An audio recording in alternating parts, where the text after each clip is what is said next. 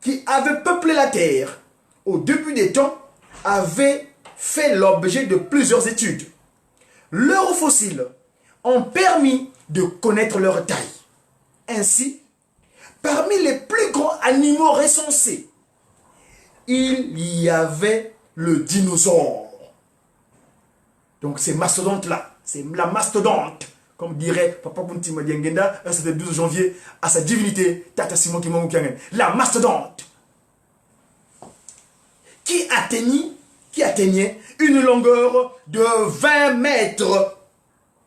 Les tyrannosaures, 15 mètres. Et les tricératops, 8 mètres. 15. Cependant, certains de ces grands animaux dont il est fait allusion dans Genèse avaient disparu à l'ère secondaire. Parmi les grands marins, parmi les grands êtres marins qui vivaient encore à notre ère, il y a les baleines et les requins. À la période quaternaire, il y avait aussi des grands animaux dont l'ancêtre de l'éléphant, qui est le mammouth. 17. Parmi les grands animaux créés par Tata Kisolokele Lukelo, juste par la parole, je répète, de Tata Kisolokele Lukelo Charles, beaucoup étaient très grands par rapport à ceux de notre ère. Après que le monde fut créé, écoutez bien, après que le monde fut créé,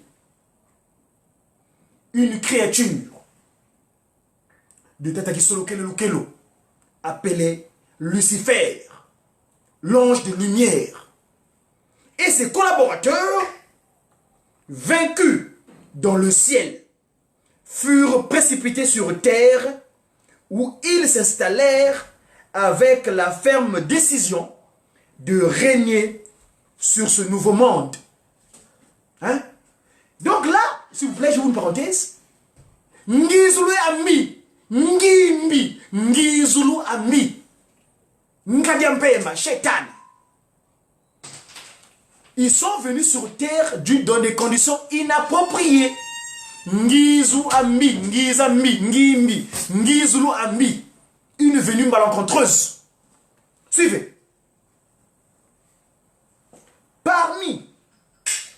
Après que le monde fut créé, Lucifer, l'ange de lumière, porteur de lumière, Illuminati,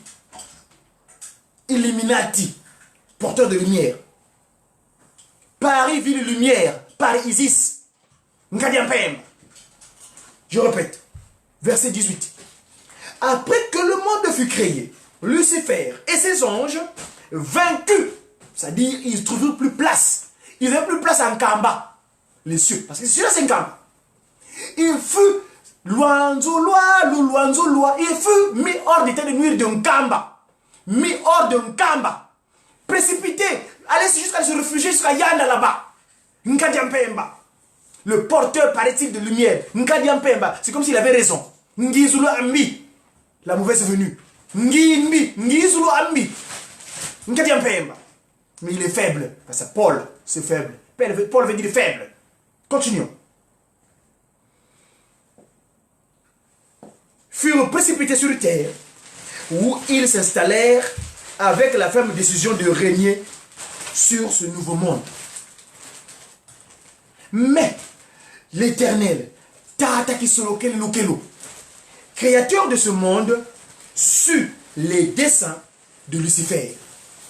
Alors, il s'adressa à Dieu, le Fils, Papa Dialungana Kiangani. S'il vous plaît, je me reviens tout de suite reprendre l'image parce que c'est important. Papa Dialungana Kiangani, le Christ. Donc, Papa Kisolokele s'adresse à Papa Dialungana Kiangani, le Pacifique, c'est-à-dire Salomon. Et à Dieu le Fils d'Esprit, Tata kuntima diengienda. Tata kuntima diengienda. Et leur dit, faisons l'homme à notre image, selon notre ressemblance, et qu'il domine sur les poissons de la mer et sur les oiseaux du ciel, sur les animaux de la terre et sur tout ce qui est vivant ou qui est inerte. Verset 21. Tous les trois descendirent sur terre en un lieu d'Afrique centrale nommé aujourd'hui Nkamba, en République démocratique du Congo, dans le sud-est, près d'un grand fleuve, le sud-ouest, s'il vous plaît, près d'un grand fleuve appelé Congo. Dieu le Père, Tata Kisoke Lukelo, char, donc fort, prit la terre de ses deux mains et modéla.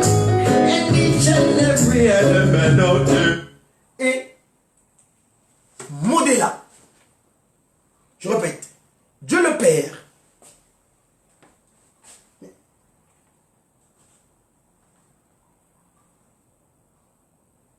c'est extraordinaire.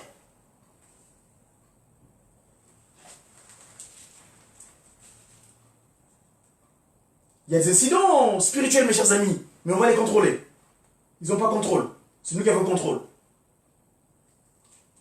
C'est quoi ça? Nous parlons des vraies choses ici, vous les faites les gens. Et puis quoi encore? Excusez-moi, mes chers amis, parce que Kadem Pembale est toujours pas loin, mais nous, on a contrôle sur lui. Il n'a plus de place. On va le mettre hors d'état de nuire. Arrêter, appréhender, mis hors d'état de nuire. Voilà. Je répète. Papa qui se loquait le Charles alla dire à papa Dialungana Kengani et à papa Djengenda Kuntima. Allons, descendons en Afrique centrale, au Congo, en Kamba. Nous allons créer l'humain premier, one, two. One, two, ou l'humain premier. La tête, two, la tête, one, two. Au pluriel dit bantu, mais au singulier, one, two. Papa Kisoke le prit la terre et de ses deux mains et modéla l'homme à leur image selon leur ressemblance. Vous avez vu l'image tout à l'heure. Si vous voulez bien, je vais le reproduire. Parce que c'est important. Papa Kisoke Lukelo Charles, le potier. Voilà. Voilà Papa Kisoke Lukelo Charles. Sur la gauche. Il est en train de façonner le potier. Le potier. Le potier. Voilà.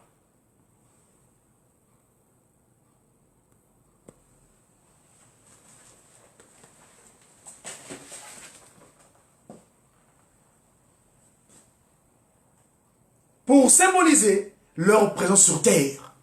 Donc, je répète, Papa Kisoke Lukelo Charles prit la terre. Ça, c'est la masse terrestre, c'est la boue. C'est la masse terrestre.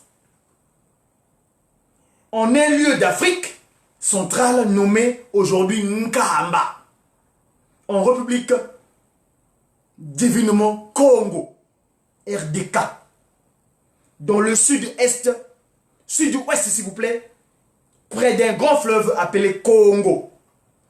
Dieu le Père, Tata Kisoke Lukelo, prit la terre de ses deux mains et modéla l'homme à leur image et selon leur ressemblance pour symboliser leur présence sur terre. L'homme qui fut façonné eut la même couleur que la terre